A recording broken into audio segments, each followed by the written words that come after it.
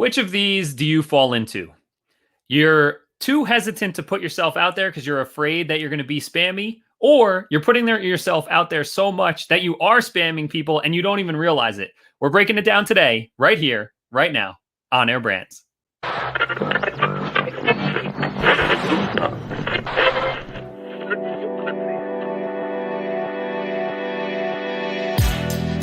now tuned in to the On Air Brands podcast.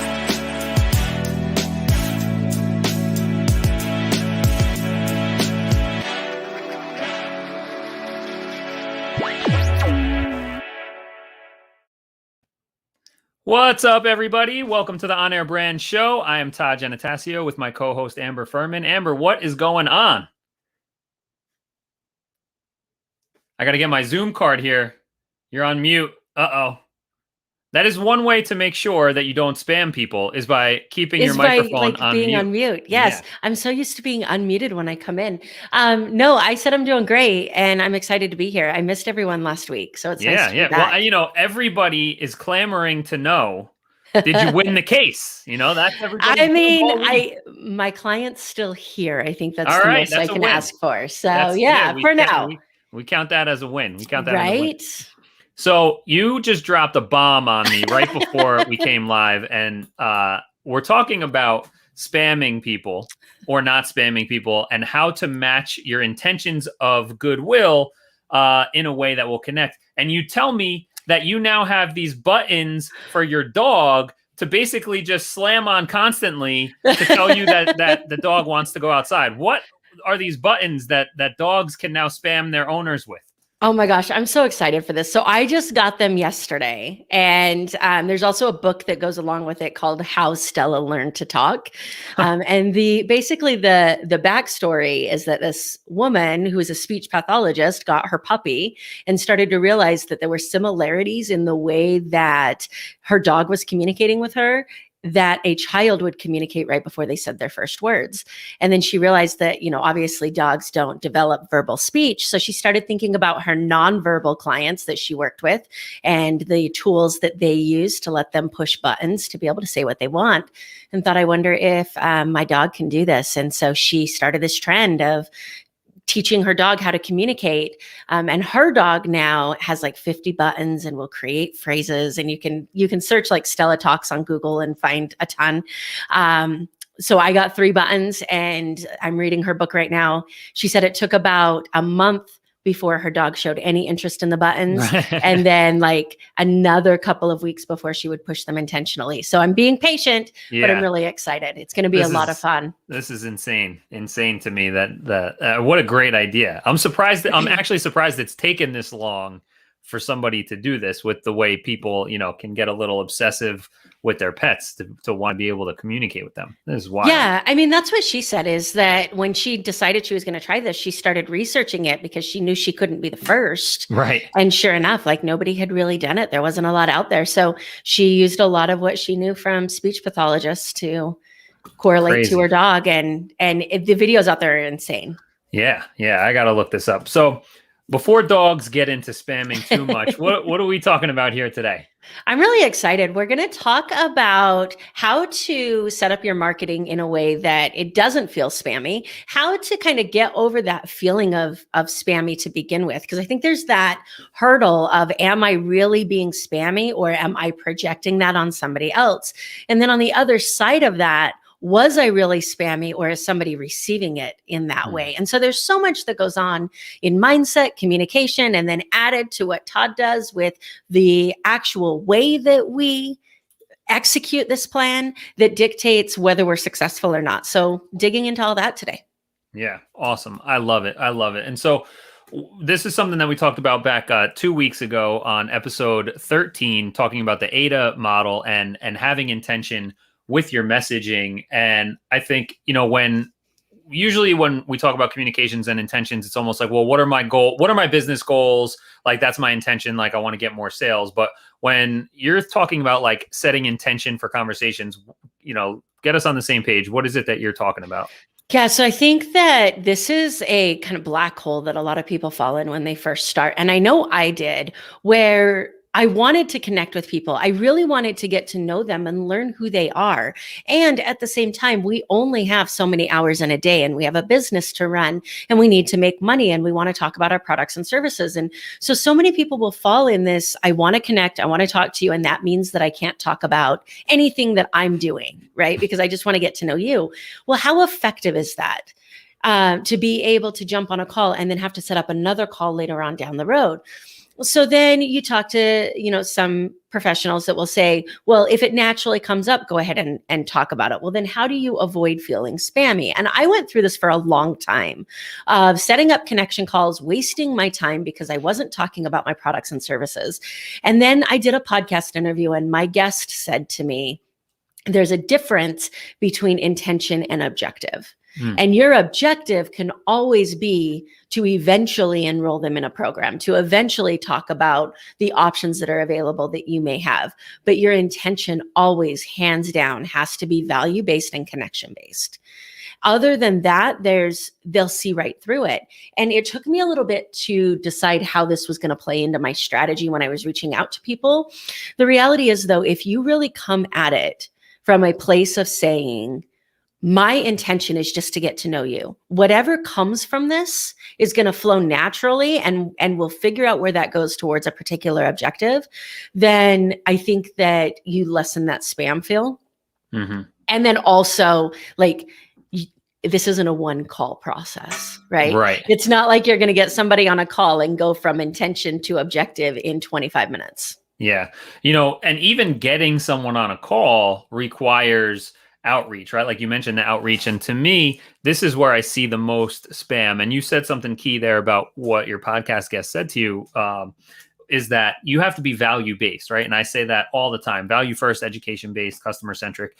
And when people are sending out messages, and look, I don't have anything against automation for outreach to create a conversation initially, right? Like if I'm going to say generally the same thing to 100 different people, like you don't need to send 100 one-on-one. Like if you can finesse it in a way that makes sense, but it's the message that's in the automation that makes it spammy to me or not. And so I get all these messages in my inbox that say, Todd, thanks for connecting. I see. And it's also, again, the messaging and finessing properly. So my company name on LinkedIn, I don't even know it off the top of my head. My agency is called Tresnick Media, but on LinkedIn, it's called like Tresnick Media Sales and Marketing LLC or something like that, or like Sales and Marketing New Jersey. Like, it's like this long that if you look at it as a human, that's not the name of the company. Like you wouldn't use that as the name.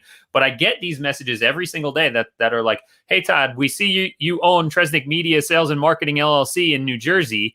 And how are your problems over, what problems do you have over there? We have a great portfolio, the 17 links underneath. When can you have a call to talk about our services? Right. Like I get 5 of those a day. And those are the spam messages, right? But those people don't have the intention of connection and value. No, not at all. And if they do, it's hidden where the intention comes after their objective. And the intention has to come first. Yeah. Todd, I have a really sick sense of humor, and I love those messages because I like to respond and engage with them. Because think about it. Like, let's talk about Facebook groups for a minute, because this is the one that irks me the most. Yeah. Is like, hey, friend request. And then if you're lucky, you get a message in between the friend request and the invite to join the Facebook group, right? Yeah. If I get a request to join a Facebook group from somebody I've never had a conversation with, it's automatically a no-go for me. Yeah. But then you get these messages that's like the day after you get a friend request, and they're talking about how their group can solve your problems, or their product and service can solve your problems. How do you know you don't know my problems, right? So just from a sales point, not even necessarily from like this spammy idea, but from how are you going to sell to somebody that you don't know? Yeah. You have to get to know them first. And so I started to think of my Facebook group and my programs as my house where I would live. And instead of thinking of Facebook or LinkedIn or Instagram as a social media platform, I tried to bring it into like real life. Would you ever walk down the street meet somebody that you have never met before, not say hi to them, give them a key to your house, and just wait for them to come over whenever they wanted and just introduce themselves with no introduction, right? We would never do it. So why do we think that's socially acceptable on social media? Yeah, this is great. This is one I got. So last week we had Mike Ham on, who's a great example of how to do this properly. And I'll get into breaking that down in a little bit. But last week he was on the show. So when I shared the episode on Facebook, a complete stranger who I'm not even friends with on Facebook commented and said, "Hey, Todd, check your message requests or junk box. Thanks, smiley face." So I go over to Messenger and I have a message from this person. And we have one mutual friend who is not even someone that I know personally. And the message just says, "Hey, Todd, can we discuss something related to business?" So I see where this is going, right? So I say, "Yeah, for sure." And I give him a link to my Stripe checkout page for a $500 product called Discussions Related to Business. And he replies and says, no acknowledgement of that whatsoever, and just says, "Actually, we're a small web design company. We help marketing agencies by managing their workload and saving their budget. We charge $250 and would like to help your business. Are you interested to see our portfolio?" I said, "No, thank you." And so I actually wrote up a very long and hilarious response, and I was like, I'm not going to drag this on. And I screenshotted it for my own entertainment, and then I said, "No, thanks." Yeah, like that question of how much time do I have to have fun with this person that is so oblivious, right? And that type of a response makes me question whether it's actually a human sending those messages. Yeah, and I try to put myself in the shoes of these other people sometimes, and I think there definitely are a percentage of them that don't know any better, right? And they're like, I love the web design services we offer, and I think that they're great and that they would help marketing agencies. So I'm going to go and send this message to as many marketing agency owners as I can because I want to help them. But it doesn't land the right way. And so talk to me about, like, when there is an outreach message to a stranger, how can you do that in a way? How can you frame that message in a way that doesn't just come off purely selfish and spammy? Yeah, I think that the guideline of just taking it out of internet world into face-to-face communication that we all miss so much is so important. Yeah. Like, this is the product and service that I offer. I would love to get to know you so that we can talk about whether or not this might be a good fit for you. Everybody knows, right? Nobody needs more friends. I mean, some people might, but if you're getting a message on social media from somebody that you don't know, you can tell. It's either, and I don't know which one is worse, because when somebody just sends me a message that says, "Hey," with nothing else, I'm like, are you a fake profile that wants me to send money to a prince in India? Right. Are you gonna sell me something? Like, I need something more about this. Hey, and I think when we were at PodMax last time and Steve Sims came and talked, and he talked about the power of the question why. Like, somebody wants to talk to you, you're sending a message to somebody, you should expect the question why from them. Right. Because if they're asking you, why do you want to jump on a call? Then that means that you've got at least some of their interest, right? Yeah. So many people send this message and then they think that they're almost afraid of the response, right? Right. Because either they haven't been taught any better or they just don't care. Because they're sending enough of these messages that the 4 or 5 that are going to fall through the cracks are sufficient for them. And so they don't care. But for those of you who are listening to this podcast, you obviously care. And just making it human. I want to get to know you. I see that you're up to this, but it has to be real. Has to be real. Yeah. I like to do short message with a question that just opens a conversation, right? Like, and not anything. I don't do a lot of this these days. But it's not like, "Hey, Amber, thanks for the connection. How's business?" Like, that's like the simplest, most easy thing to do. But like, oftentimes, I'll try and come up with something that might be a little more specific or a little more personable. Like, oh, this isn't like a generic blast out to everybody, right? Like, might be like, "How's the podcast going?" Or, stuff like something like that. But then the other thing is because there is so much noise out there and true spam, it's hard to break through and get seen, even when you are well-intentioned, even when you do the right thing on the first mention. And something you said before was you have to be persistent. You have to follow up. You have to keep showing up.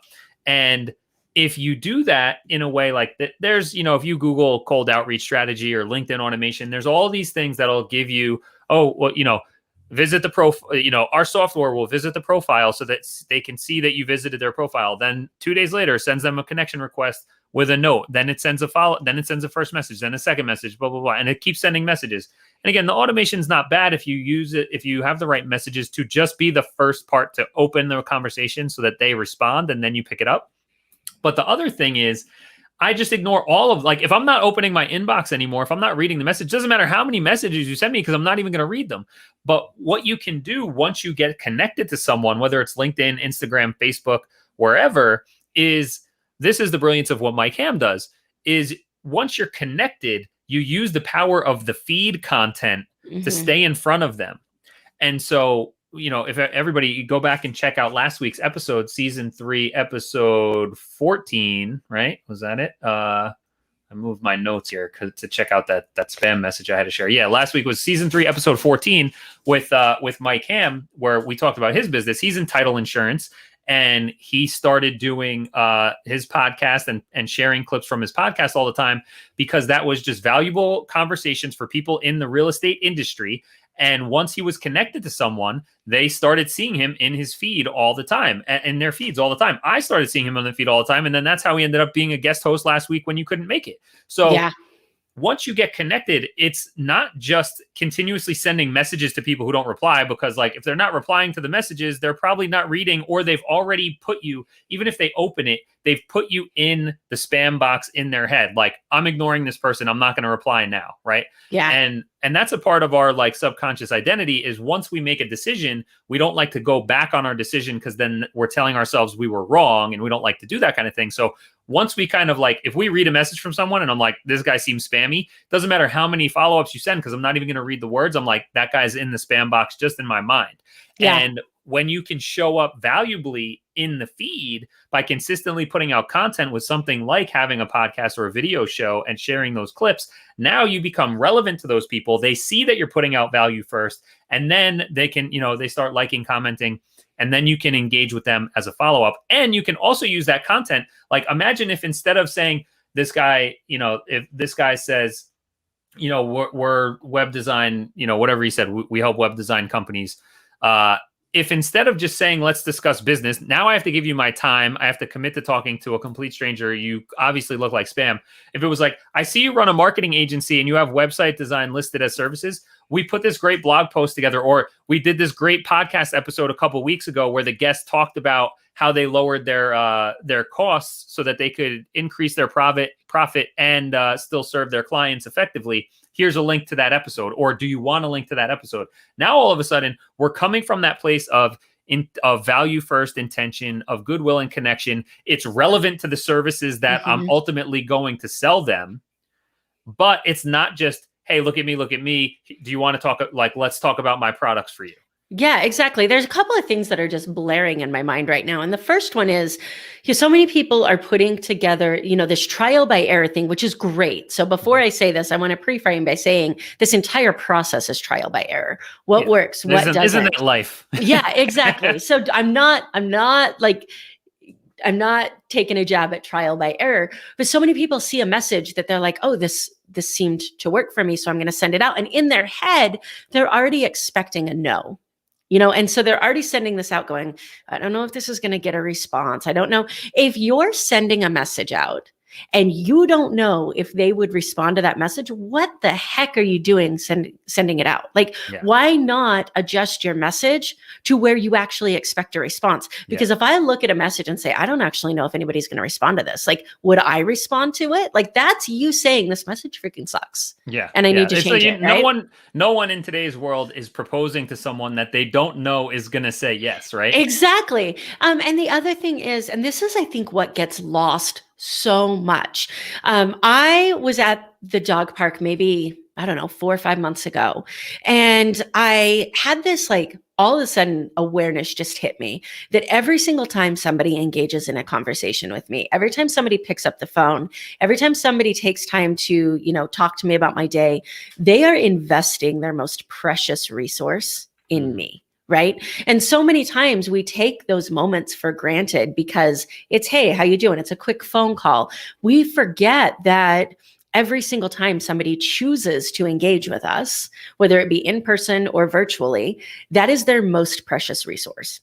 So how can we expect somebody to invest their most precious resource in us when we haven't even taken the time to invest in them to find out what's valuable? Yeah. So if you're not getting that message back, maybe you haven't done enough to look through their feed. Most people, if you look through their feed on Facebook, you'll see a problem that they're addressing. You'll see something they've posted that's important. You'll see if you look at my Facebook, you're going to see a picture of a million pictures of my dog. Like soon to be dog talking with dog buttons. Talker, right? You'll be able to see the videos of this. You don't have to engage with people in business related content. Engage with people with something that's interesting to them. If you see them asking, hey, does anybody know where I can find? Introduce them to somebody that you know that might be able to help. If you see them talking about a problem they're having and you have a podcast episode or a piece of content, tag them in that piece of content, send that to them, do something to get their attention, show them that you've invested time in them before you expect them to invest time in you. And, like I always say, the prescription before diagnosis is malpractice. And so unless you ask discovery questions and learn about the person first to get clarity on their problem or to help them get clarity on their problems, you can't prescribe a solution until that point. Yeah. And, the attention grabbing side of things is so important that we talked about. And at the same time, it has to be done differently. It used to be that you could just send a video through Messenger and someone would be like, oh, this person's sending a video, they must care. But now everybody's being told to send a video and it's not working. In my law firm, I got this package probably 6 months ago where it was somebody who wanted to talk to me about marketing services for my law firm. And it was a cardboard box that they had put a screen into, and they had recorded a personalized message to me. And instead of sending it over email, they mailed it to my office to where I had to open it, which was really cool. Yeah. The attention grabber, we think of attention grabbing as exciting laughter, crazy, doing crazy voices, the video, whatever it is. But what if you could have grabbed people's attention by solving a problem that they've already expressed that they need solved by just doing a little bit of research? Yeah. Yeah. And so while we're, going through this whole thing of okay, you need to put yourself out there and you have to reach people. If you're being hesitant about it, what can you do to not be spammy, not sound spammy? We went through a bunch of tips for that stuff, how to, make connections, how to add value first, how to show up in the feed so that your presence is there and they know your intentions are good. But then there's sometimes, even when your intentions are good, that the message is received differently, right? And you mentioned this earlier in the show, where no matter how good your message is or how well-intended you are, how non-spammy it is to you, there are people who just have a different mindset or limiting belief or just different perspective on money and sales conversations, right? And so a story I was telling you in the pre-show was a couple months ago for one of the PodMax events. I posted on Facebook if anybody was interested in getting on more shows and this kind of thing, and a bunch of people commented. So I started DMing them and learning about them. So this one person I DM, I learn about his business situation. If he wants, he says he wants to get on more shows. Would it be beneficial for your business? It is, all this kind of stuff. Tell him, he's on the other side of the world actually. And so I said, this is an East Coast thing, 9 to 5. So I don't know if it really makes sense for you. And he's like, oh, well, it sounds really awesome. I'm super into it. And, I explained, it's not just that you get on 3 shows in one day, but we have these, 3 great workshop keynote sessions with these great, influential people with great experience and credibility that are going to help teach you how to do things that you want to do in your business. You get connected to all these people in the community, blah, blah, blah. He says, this sounds awesome. Send me the info. And so I send him a link to podmax.co, and he messages me back and he says, I have to pay for this. So you're trying to sell this to me. And I said, well, first of all, this is not my company. So I'm not benefit, I mean, we're all friends here. I said, yes, I'm recommending a great conference that solves the problem you just expressed to me that you want solved. And you have to pay a couple $100 for it. Yeah. And he said, oh, okay. And I said, well, are you offended that it costs money? And he says, no, just surprised. And then he stopped talking to me. And there's some people that for whatever reason expect everything to be free. And there's nothing you can do about it. There's some people that just have that mentality, and we have to know, okay, I'm coming from a good place. I did my homework. I'm diagnosing problems. I'm coming from value first. This is not all about me. It's not about my products. It's about me making a connect. It's about us getting connected so I can learn about them. I'm doing my best here to come from this non-spammy positioning. And it just, they just can't get their head around something that costs money for whatever reason, right? So we have to know, hey, there's going to be people out in the world. We have to accept that. And look, if you talk to a lot of people, you're going to get a lot of different responses and a lot of different personality types. And that's okay. That's just part of the process. And so we have to accept that also, where we can't let those random one-off people knock us off course from really spreading the message out to the world that we want to make an impact on. Yeah, I think that that's super important to understand, because this is where the fact that everybody that walks around in front of us, everybody that we interact with, is just a projection of what's important to us, right? Mm-hmm. Because we see what's important to us. So if I'm describing you, Todd, to somebody, and then somebody else is describing Todd, you're going to get two different descriptions of who Todd is, because there's different parts of his personality that are important and to each of us and create that friendship, right? So sales and connecting with others is no different. And there's a couple of different things that come into play here. If you let's just assume that your message is salesy. It sucks. It's awful. You want to go from intention to objective in one message. If you send that to Todd, he may not get offended. He just may be like, hey, this is spam, and I'm not going to respond. If you send it to somebody that you don't know has a background in car sales, where maybe they were told that this is how they had to act, and that's the reason that they left that field, and anybody who tries to sell them anything triggers those feelings and emotions that they had when they were in car sales, when you're going to get a response back that's probably going to tell you that you're an awful human being. And is that right or wrong? It depends on who you ask. So you have to take a look at, is the message that I sent in alignment with me? So when you get feedback, good or bad back, if you get good feedback back, you should be asking, what about this worked? What about this was great? Maybe what could I have changed? If you get constructive criticism back, the question should be, okay, is this really about my message, or is this about them? Mm-hmm. And if it's about them, there's nothing you can do about it. But if there's something in your message that you're like, you know what, maybe I could have phrased this differently, or maybe I didn't do enough research, because I promise you, if you mass send 100 people the same message, it's not going to land with 100 people. But if you learn about them, like we've been talking, and you change a couple of words around and you make it personal, you're going to get a much better return rate. So understanding, like, was it this person? Is there something in their background that make them lash out at me? Outside of marketing and feeling spammy and just going into the world of communication and personal growth, this is the number one thing that repaired my relationships with my family and friends, is understanding that other people's reactions aren't about me, that I am responsible for determining whether my conduct was within what's important to me, and they are responsible for determining their reaction. And I can't control that. This is no different.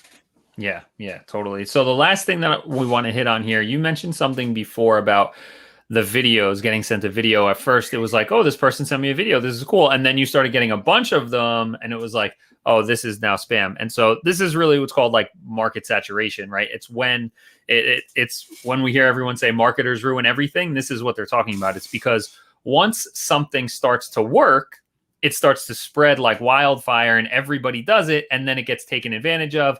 And it's like hearing the same joke a million times. You might hear a joke the first time and you just belly laugh. You fall on the floor for 10 minutes laughing. But then if you've heard that joke 100 times, the 100th time you hear it, you might chuckle or not, and you get on with your day. Or then it becomes, oh my God, that joke's so corny. It's so old. I've heard it a million times.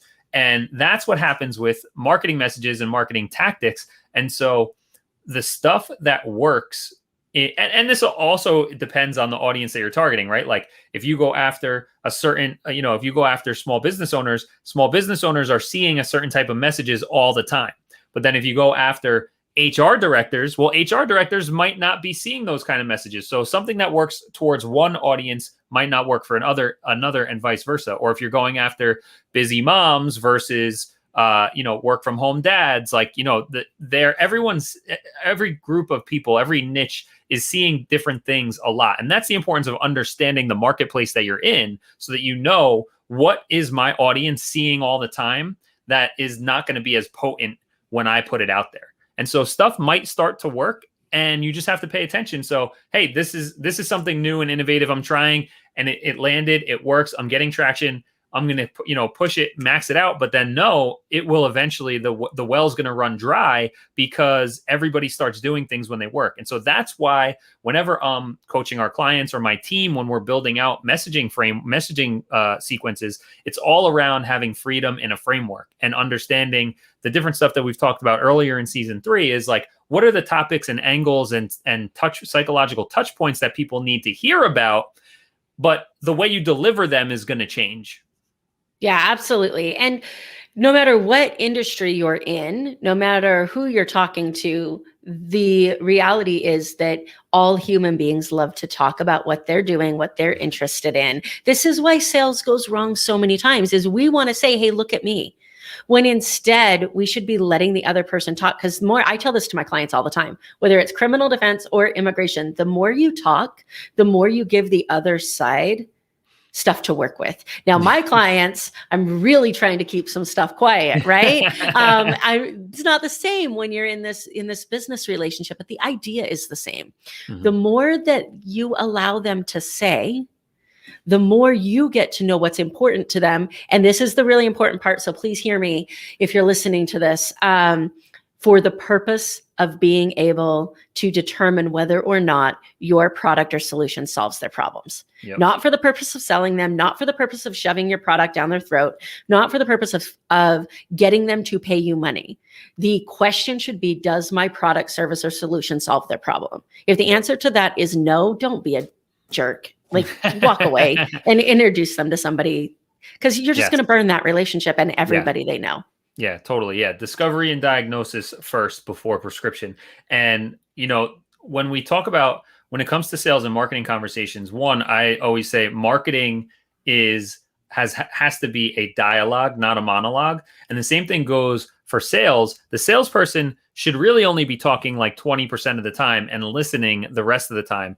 And when we think about what we want to happen here, and we think of things as a customer journey, we want to guide someone from where they're currently at to get clarity on their problem, diagnose the situation. If it's a fit, yes, great. Let's continue the conversation now and talk about how we can help you solve it. But that entire thing is about empowering them to move forward on their customer journey. And if all we do is talk about ourselves, we're actually putting them on a detour from their own self-discovery and decision and epiphanies of coming to do business with you. And so the more you talk, the more detoured they're going to be off the path of buying. And you want to be a guide who's helping guide their steps and self-discovery. You want to educate and empower them to make good decisions for themselves, as opposed to you talking their ear off and just pulling them off the path to success. Yeah, absolutely. And, that know, like, and trust factor, again, out of virtual and into real life. I'm not going to say the word never, because I've been to some bad networking events, but for the most part, usually you wouldn't walk into a room of people and just start asking for their credit card for stuff that you haven't even talked to them about. I did, however, have, it was amazing. This little boy was like 15. No, wasn't even 15. I think he was 10, and he does marketing and he animates your logo. And he meant to ask for my business card and he asked for my credit card instead. And he's like, can I just have your credit card? And I was like, dude, this guy is ballsy, right? He's brazen. And his dad was like, I guess we have a new strategy. And I was like, here's my card, right? So the reality is you wouldn't walk into a room and start asking people for their credit card. Mm-hmm. So we go into this virtual space and people forget how to act like you would get kicked out of that room in a heartbeat. Right. Yeah. So stay in the room, stay in the conversation, build the same know, like, and trust factor that you would build with them in person in the virtual setting. Get to know them. Once they know, like, and trust you, the rest is just determining whether it's a win-win for everybody. Yeah, totally. So quick recap here on making sure that you can get yourself out there without having to feel spammy. And if you are putting yourself out there already, check yourself to make sure that it isn't being received as spam. But go out there with good intentions to connect with people. Make sure you're putting out value first. You're asking questions and you're discovering if this person is going to actually be a good fit and worth having a further conversation with about your products or services before you start prescribing solutions to them, right? Make connections and be persistent with value first content. Check out Mike Hamm, the Morning Spotlight, for a great example of that stuff, putting out great content regularly so that people can see him and know that he is well-intentioned and adding value to the marketplace. And that raises up the awareness and the know, like, and trust and all the equity in the marketplace so that people will start going to you. Oh, and for the record, Mike has been hitting his sales goals faster since he started his podcast because of all the content he's putting out than he was prior. And that's even through the pandemic when real estate industry was not exactly doing great in the beginning there. And make sure that you are, coming from that place of serving versus just pushing sales, understanding that, you know what, there's going to be some random people out there that might knock you off balance, but it's going to happen. Don't worry about it. As long as you're going through, the value first approach, you'll be good. Operate within a framework, what we call freedom within a framework, so that you're not oversaturating a market and telling the same joke to people who have heard it 100 times. And make sure that you are asking questions and listening so you can guide people on their journey and not derail them onto your own journey. Yeah, I love all of that. And the last thing that I'll add to that is just understanding that none of this is hard. It does require you to be willing to step into a place where you're going to be imperfect, to be willing to accept feedback that might not be what you want to hear and act on that feedback, and to be intentional in the actions that you're choosing and why you're choosing them. So it's, so many people will say, hey, like, it's just hard work.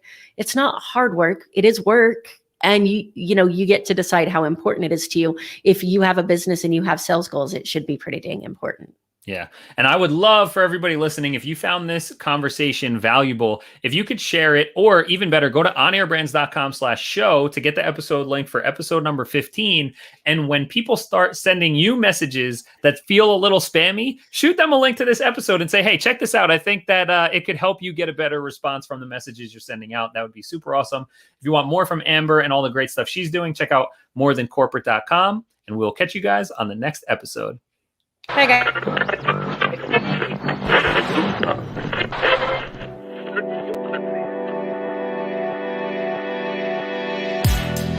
are now tuned in to the On Air Brands podcast.